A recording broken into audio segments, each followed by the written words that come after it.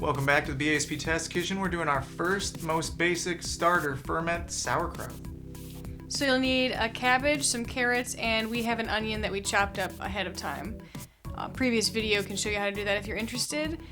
For the cabbage, we are going to cut off the bottom so we have a nice flat surface, cut it in half, and then into quarters, making sure my fingers are up and out of the way.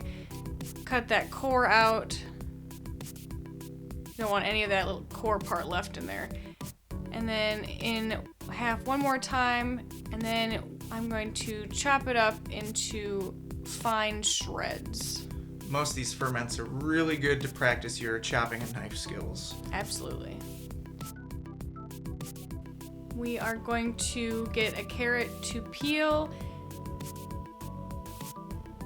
and then take the tops and bottoms off. And we're going to shred it on the big holes of a box grater. But I have cut myself too many times on a box grater, so it's time to get the Kevlar glove with another glove. Nice tip. And if you're making sauerkraut, technically speaking, you don't need the carrots. All you need is the cabbage and the salt, and you're good to go. But we like the carrots and the onions, think they bring a lot to the table. Now we're going to add 3% salt by weight. We didn't show you weighing that out, but it is about 3% after we weighed it, mixed it in, and then we're just going to mash it to break down the cell walls a little bit to let some of that moisture get pulled out. After beating it for a while, I get tired and I like to let it rest before I come back, and you can see how much juice is already coming out of it. Now, just in case, you can also weigh 3% to a number of cups of water, just in case you need to fill this up and you don't have enough liquid coming out of the cabbage.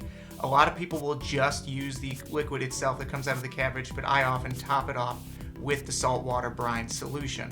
We're going to seal the ferment with a cabbage leaf to keep little bits of the sauerkraut from floating up above the brine and getting exposed to air.